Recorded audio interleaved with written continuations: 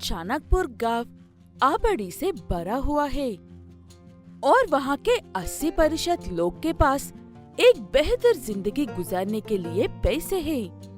इतना बड़ा गांव, इतना सारे लोग और उनके पास इतने सारे पैसे देखकर एक लालची इंसान किसी भी हद तक जा सकता है।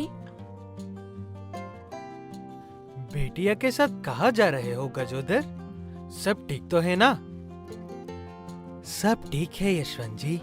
नंदनी पास हो गई है ना, उसका डॉक्टर का सर्टिफिकेट लेने के लिए जा रहे हैं। अरे वाह, ये तो बहुत अच्छी बात है। तुम्हारे लिए खुश हो गजोदर। तुम्हारी आर्थिक स्थिति ठीक ना होने के बावजूद भी तुम अपनी बेटी को डॉक्टर बना ही दिया। ऐसा होता है चाणकपुर वालों का एक दूसरे के साथ बर्ताव। छोटे बड़े सब एक दूसरे की इज्जत करते हैं। ये है डॉक्टर जोला। असल में ये एक साइंटिस्ट है, लेकिन उनकी पागल हरकतों की वजह से इन्हें कोई भी नौकरी नहीं दे रहा था। इसलिए इन्होंने खुद का एक क्लिनिक खोल लिया चाणकपुर गांव में। ये डॉक्टर खुद से ही बीमारियों का पैदा करता है और खुद ही उन्हें ठीक करके पैसे कमाते हैं।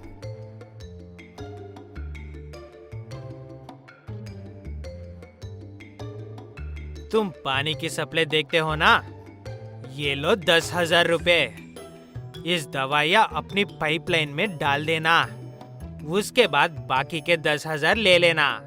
और ये बात सिर्फ हम तक रहनी चाहिए, वरना तुम जानते हो ना अज़म क्या होगा।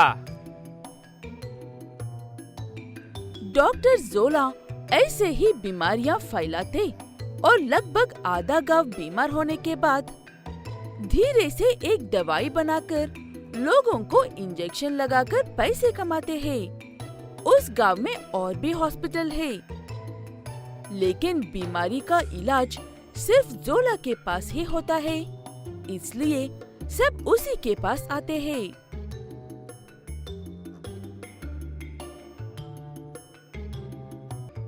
पता नहीं हर 1-2 महीने बाद हम सबके तबीयत ऐसे क्यों खराब होती है। अगर डॉक्टर जोला और उनके इंजेक्शन ना होते तो पता नहीं हमारा क्या होता।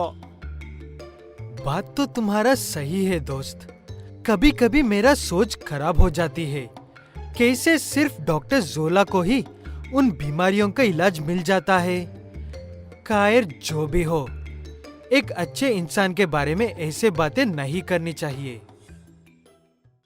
ऐसे उस गांव के लोग अपने मन में आए हुए सवालों को भी दबा लेते थे और डॉक्टर जोला पानी में, खाने में और हवा में जहर मिलाकर पैसे कमाता है। उसके इंजेक्शन भी सस्ते नहीं होते हैं। ऐसे डॉक्टर जोला अपनी मनमानी कर रहा होता है, तभी उस गांव में गजोदर की बेटी नंदनी भी अपना एक छोटा सा क्लिनिक खोल लेती है। हर कोई लोग डॉक्टर जोला के पास जाते थे, लेकिन बचे हुए वो 20% गरीब लोग नंदनी के पास आते हैं।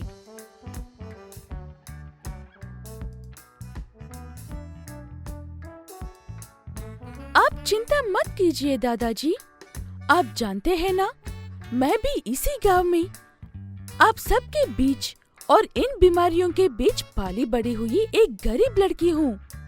मैं इन बीमारियों का इलाज तो ढूंढ लूंगी और इन बीमारियों की वजह पता भी लगा लूंगी। ऐसे नंदनी मरीजों से उस बीमारी का सैंपल लेकर उस बीमारी का इलाज ढूंढ लेती है और जोला जिस इंजेक्शन को हजारों रुपए में दे रहा है, नंदनी उस इंजेक्शन को 100-200 में लगा रही थी। नंदनी बेटा, तुमने तो कमाल कर दिया। आज से पहले डॉक्टर जोला के अलावा किसी ने भी इन बीमारियों का इलाज नहीं ढूंढा था। वो इसीलिए क्योंकि ये बीमारियां जानबूझकर फैलाई जा रही है। यशवंत चाचा जी, मैं हर एक को टेस्ट किया है। ये बीमारी हवा, पानी और खाने की वजह से हो रही है। वो बात सुनते ही सबका शक डॉक्टर जोला पर ही जाता है। लेकिन नंदिनी के पिता गजोदर ऐसा सोचना गलत है। कहते हैं क्योंकि डॉक्टर जोला एक लंबे अरसे से उस गांव का इलाज कर रहे हैं।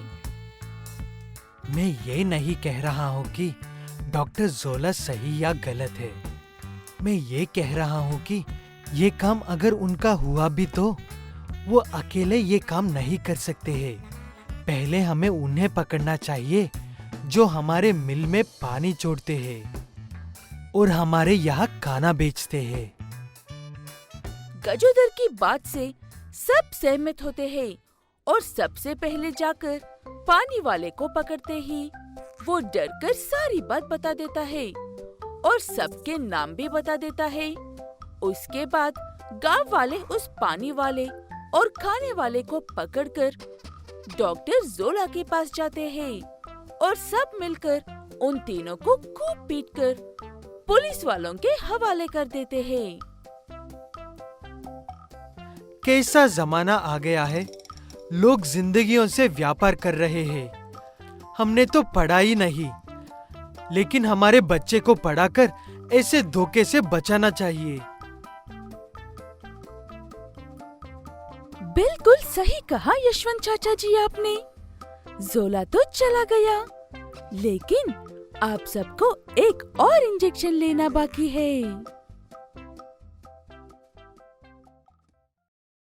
आप ये बात तो जानते ही होंगे कि पूरी दुनिया में सिर्फ एक शहद ही है जो हजारों सालों के बाद भी खराब नहीं होता है। ऐसे शहद पर पालनपुर नाम के एक छोटे से गांव में रहने वाला बड़ा धनवान अपना हक जमा कर बैठा हुआ है और कोई उसके पास खरीदने के लिए आए तो उन्हें शहद को सोने के दाम की तरह बताता है। वीरेंद्र, ये किलो शहद दो मुझे। 6,000 रुपए दो और 1 किलो शहद लेकर जाओ। ये क्या बकवास कर रहे हो वीरेंद्र? तुम्हारा दिमाग तो ठीक है ना? लेना है तो लो, वरना चले जाओ। मेरे पास तुम्हारे जैसे बहुत ग्राहक आते हैं। ये कहते हुए लोगों को भगाता रहता है वीरेंद्र, जिसे सच में शहद की बहुत जरूरी होती है। वो या तो शहर जाकर खरीद कर लेकर आता था या फिर वीरेंद्र के पास ही ढेर सारे पैसे देकर खरीद लेता था। ये सब तो धनवानों या मध्य वर्ग वालों के लिए संभव था, लेकिन गरीब लोगों को तो सिर्फ दूसरों के हाथ में देखकर ही खुश होना पड़ता था।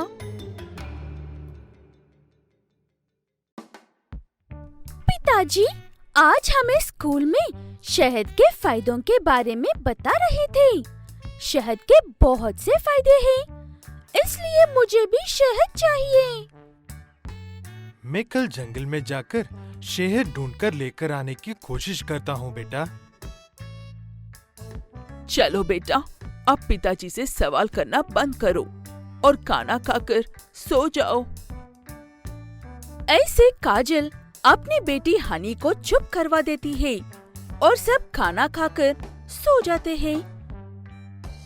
अगले दिन सुबह हनी हर रोज की तरह स्कूल चली जाती है और करण अपनी बेटी के लिए शहद लेने के लिए जंगल में जाता है। सुबह से दोपहर हो जाती है, लेकिन करण को एक बूंद शहद भी नहीं मिलता है। जब सारा शहद वीरेंद्र के पास है, मुझे इस जंगल में क्या मिल सकता है भला? अब मुझे घर लौट जाना चाहिए। ये कहते हुए करण घर तो लौट जाता है, लेकिन अकेला नहीं। कहीं से उसके कपड़ों में मधुमक्खियों की रानी आ जाती है और उसे ढूंढते हुए बाकी मधुमक्खियों भी आती है और करण के पास ढेर सारे ताजे फूल होने की वजह से मधुमक्खियों की रानी और बाकी मधुमक्खियाँ वहीं रुककर अपना चट्टा बनाते हैं। इस बात से अनजान करण अपनी बेटी से माफी मांग रहा था। मुझे माफ कर दो बेटा, मैं तुम्हारे लिए शहद नहीं लेकर आ पाया। सारे जंगल में ये एक बूंद शहद भी नहीं है। इसमें माफी मांगने वाली क्या बात है जी? ये बात सब जानते हैं कि जंगल का सारा शहद तो वीरेंद्र हड़प लेता है। माँ सही कह रही है पिताजी। वैसे भी आपको माफी नहीं मांगनी चाहिए, मुझे ही आपको शुक्रिया कहना चाहिए। मैंने आपसे शहद लाने को कहा तो आप मधुमक्खियों की रानी को ही उठाकर ले आए। मैंने देखा घर के बाहर यूं ही इतनी सारी मधुमक्खियाँ इकट्ठा नहीं हुई है। वो अपनी रानी के लिए आए हैं और उन्हें हमारे बगीचे के फूल काफी पसंद आए हैं। शायद अब वो अपना छत्ता यहीं पर बनाएंगे। ऐसे करण की बेटी हनी फार्मिंग के बारे में जितना भी जानती है वो सब अपने पिता को अच्छे से बताती है। सब सुनने के बाद गरीब करण उससे जितना हो सकता है उतना इंतजाम करके हनी फार्मिंग शुरू करता है। बगीचे में ढेर सारे फूल और कुछ बक्से रखकर इंतजार करता है। अच्छी तरह से बन चुके शहद को निकलकर शहद को शहद के दाम में बेचता है और अपनी बेटी की मदद से मधुमक्खियों के बारे में जानने की कोशिश में लगा रहता है। जब ये बात वीरेंद्र को पता चलती है, वो पुरानी मूवी के विलन की तरह बड़े गुस्से में करण के घर आता है।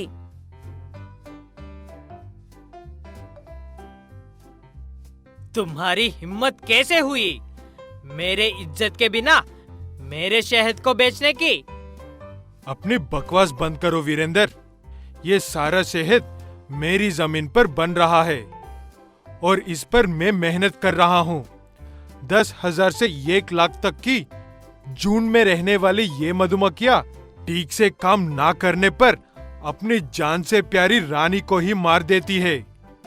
ऐसी मेहनत से बनता है शहद और तुम दोपहर को नींद से जागने वाले इन पर अपना हक जता रहे हो। निकल जाओ मेरे घर के सामने से। ये कहते हुए करण वीरेंद्र को अपने घर के सामने से भगा देता है और अपनी बाकी की जिंदगी ऐसे ही हनी फार्मिंग करते हुए उसे हर अमीर हो या गरीब सब खा सके ऐसा व्यापार करता है।